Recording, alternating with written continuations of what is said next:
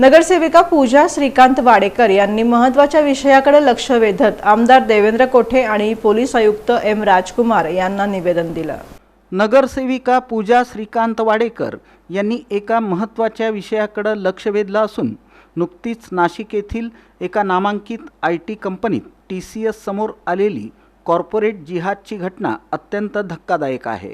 या घटनेनं संपूर्ण देश हादरून गेला असून या प्रकरणातील रोज नवनवीन खुलासे अधिक चिंताजनक आहेत। या घटनेचे पडसाद आता स्थानिक पातळीवरही उमटू लागले आहेत। सोलापूर शहराचा विस्तार होत असताना इथंही अनेक लहान मोठ्या IT कंपन्या, BPO आणि KPO केंद्रे कार्यरत आहेत।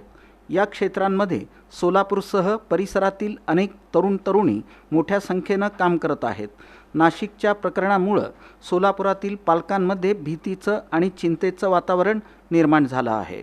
आपल्या मुलामुलींच्या सुरक्षिततेबद्दल पालक अत्यंत साशंक आहेत। सोलापूर शहरातील सर्व खाजगी IT आणि सेवा क्षेत्रातील या कंपन्यांमधील कर्मचाऱ्यांची पार्श्वभूमी तपासणी आणि कामाच्या ठिकाणच्या वातावरणाची कडक तपासणी करण्यात यावी।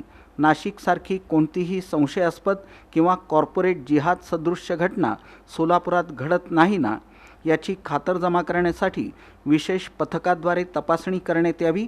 भविष्यात अशा घटना घडू नयेत यासाठी कंपन्यांना कडक नियमावली आणि मार्गदर्शक तत्त्वे जाहीर करावीत।